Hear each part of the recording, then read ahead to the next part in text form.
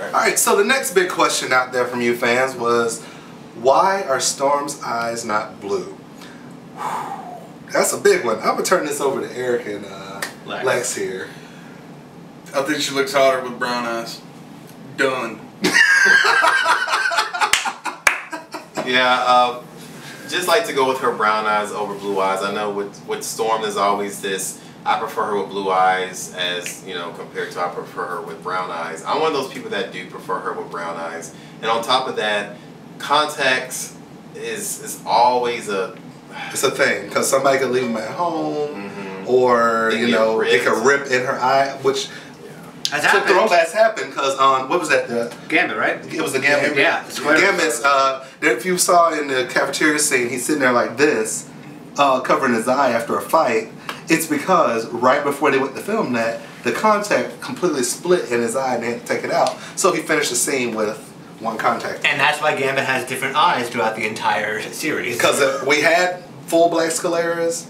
Then I found the actual Gambit contacts. We had them for 3 episodes, and then they ripped. Yep. Yeah. So. And we love you. We love you guys, but we're not endangering our actors. Oh, we're not endangering our actors, and I think you guys think we have more money than we do. Because those Gambit eyes are like $300. They were $300. Yeah. For them to only last for 3 episodes, it's like we can't keep saying, "Oh, these split. Let's order just another. Order another pair." Who's got $300? If you would like to donate $300 to the please do. And we'll make sure Gambit has all the contacts he needs, and Storm. But too late. We've already gone 4 seasons in now.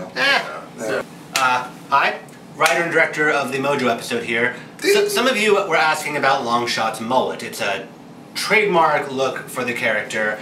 A lot of you really wanted. It's also 2014. Yeah, a lot of you really wanted to see it. The reason I did not do it is because, as my esteemed colleague Javaka Screen here said, it is 2014, and the mullet not only just in real life was a product of the 70s and the 80s and the 90s. It was a product of the comics in the 70s, 80s, and 90s. This is true, and we're not in some backwater Georgia area where mullets are in abundance. Sorry for all my friends that are from backwater towns. But even that, sorry. Even that aside, in the 90s, everybody had a mullet. Longshot had a mullet. Superman had a mullet. There were black people with mullets. I'm pretty sure Beast had a mullet. He did. I think Bishop had one. Bishop had a mullet. Everybody had a mullet. And that's why you saw Longshot with a mullet in the comic books. Since since the X-Men series, our X-Men series, is actually set more or less in present day, maybe a couple years in the future at this point, we wanted to go with something have a modern look. And entertainers today have shorter hair. This is true. So I made the decision that I did not want to do the mullet. Go with Longshot with long hair, or go with Longshot with short hair, and the easier of the two is the short hair. I gave him 4 fingers for you. There you go. That happened. We can do a certain level of camp,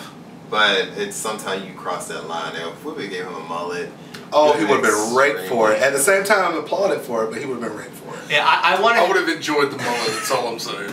I wanted to dump all of my camp into the Mojo character himself, and so I put it all in there, and I tried to make everything else pretty serious. Which applause to you for that episode, by the way. That Mojo makeup. I again have to thank Tim and Faith. Killed it. And I have to thank Scott. Robert. I have to thank Robert as well, Robert Stevens and Scott Whipple, who literally showed up with everything but the face from Mojo. He drove down from Chicago to Atlanta overnight to shoot the 1 episode, and then drove right back. Scott Whipple, you are a costuming You're badass. Amazing. I love you for it. So people, you guys are wondering when we're going to do Scarlet Witch and Quicksilver. Okay, so we're going to have to take this one. The thing about Quicksilver and Scarlet Witch is, we had an episode that we were going to do with them, but as time went on and budget went on, we realized that we had to cut something, and that episode wound up being the one that they were in. We were going to do them in season 4, but it just didn't work out. Well, another thing you have to realize is we aren't going to just throw characters in for the sake of throwing them in. If we put anybody in the show, it's because it would make sense for them to be there at the time. So, and on top of that, we want to make sure the casting is right because they're twins.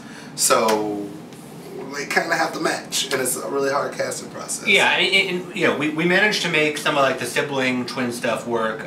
With North Star. North Star and Aurora, I thought worked out really well with the casting on that one. But you know, we have to keep that in mind because we want to actually stay close to the continuity, and we want to use them in plot lines where they actually come up, like Java said. We don't.